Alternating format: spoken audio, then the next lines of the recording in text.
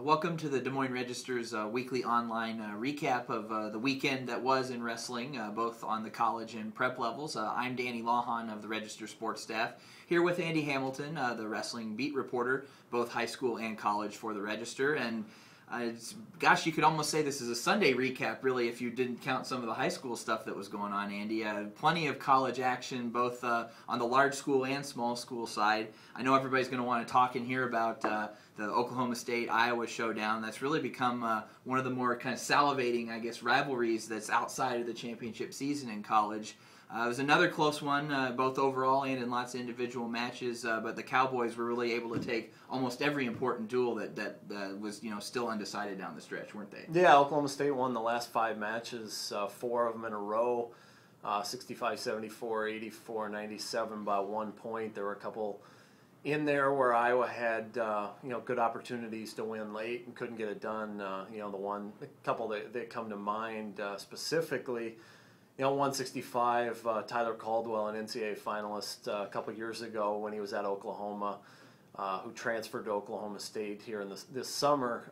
He got a takedown with about 25 seconds to go to beat Nick Moore. It's kind of a questionable takedown. It could have been takedown reversal, could have been no takedown. Is that what they video replay? Is that the one they reviewed? Yeah, they reviewed it, and it turned out to be they called it a takedown and escape that put Caldwell up 3-2. That was the final there. And then 197, Nathan Burach had a good opportunity to win against Blake Rosholt, who's ranked 5th, and 3 really good scoring opportunities where he had a leg up in the air, couldn't finish any of them. The third one, Rosholt kind of countered him and scored the winning takedown with, again, about 18-20 seconds to go, and that was another 3-2 match. Those are the ones where they would have been upsets in Iowa's favor. The Hawkeyes couldn't quite get it done, and then otherwise the duel pretty much played out to the way it was supposed to be on rankings, except for 184, where Chris Chianuma, number 12, beat Ethan Lofthouse.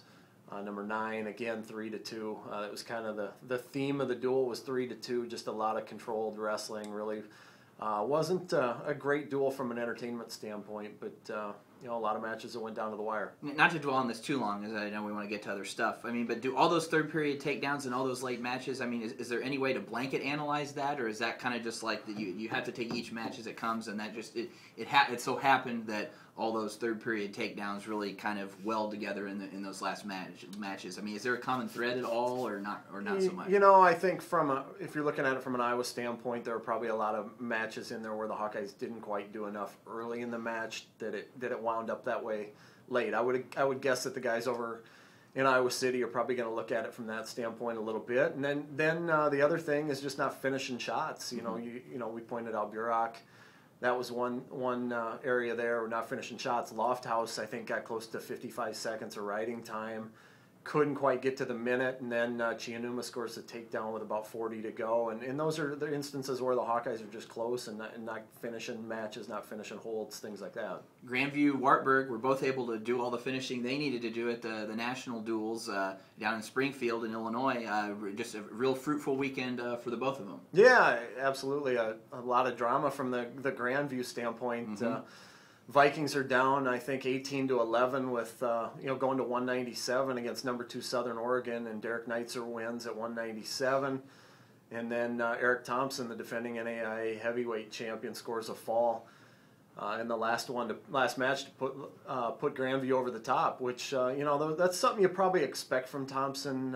He's gone through a little bit of a rough patch here, losing a couple matches this season, but a year ago he was beating everybody up in the NAI division. So that's if you're down by 4 or 5 going to heavyweight, that's the type of guy you want rolling out there, a guy that can pin somebody, and you almost expect from Grandview's standpoint to get a fall there. And what about Wartburg? Wartburg, no drama there. The Knights won 27 of 40 matches in the weekend. The 24-10 winners against Elmhurst in the finals. Wartburg won 7 matches there and really kind of took the suspense out of play. Quickly to move on to Iowa State and Northern Iowa from the weekend. A split for the Panthers, a sweep for the Cyclones. Cyclones were out east.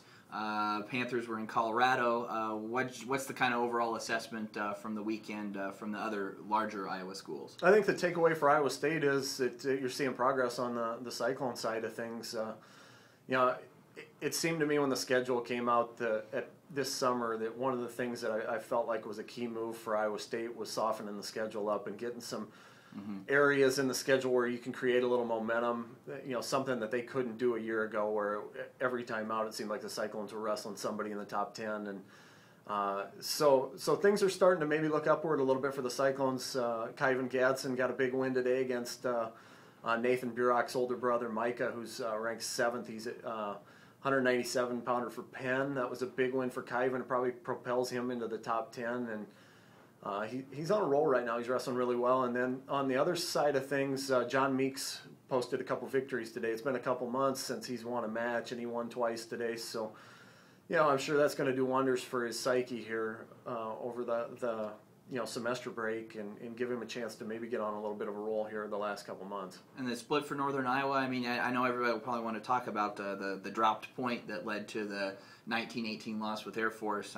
Is that a bigger deal than it might otherwise be? Or, I mean, does a 1 point unsportsmanlike conduct type of penalty, is that something that in what might be a close duel, is that something you just really have to stay away from? I haven't looked at it close enough from the standpoint to know how it would have shook out had it gone to criteria, if that would have been, if Northern Iowa still would have won or not. But, again, there are places in that duel where the Panthers kind of let it get away. 157, you certainly don't expect David Benet to give up a major there. That's one off the top of my head that looking at the box score where the points probably got away from the Panthers a little bit. But, that's a duel where you look back in a lot of places. I'm sure you can find areas where Northern Iowa could have found another way to score a team point or not given up a team point. Right. And lastly, from the high school level, you had Southeast Polk really backing up their statement over last weekend from the Cheesehead to really just smother an Ankeny in a duel on Thursday. And then it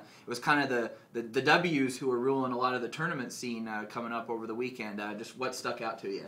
Well, going back to Thursday night, what an awesome environment over at Southeast Polk for Ankeny and Southeast Polk.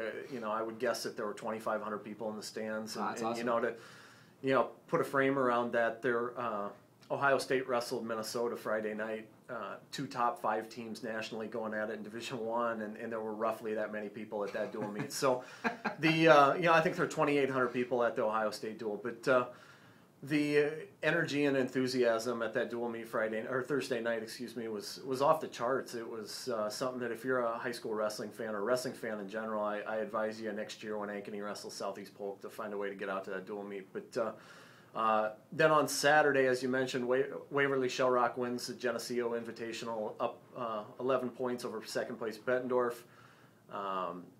West Delaware wins again. The top-ranked team in 2A edged number 1 Alburnett, the number 1 team in 1A. Right, and you were in Adel for Webster City also, right? At the Tiger Invite. Yep, too. I was at the Tiger Invite, and that I think 406 matches. It goes down to number 403 before Webster City clinches the title there. Webster City finished a point ahead of Dallas Center Grimes, and ADM was 3 back. So lots of team drama there, lots of good stuff on the high school end this week. And I'm sure there'll be more to talk about later on in the week when Andy does his weekly preview, so look for that on Thursday coming up. And someone will be back with you next Sunday night for Monday to kind of recap the week that was. So thanks for sticking with us, and join us again soon.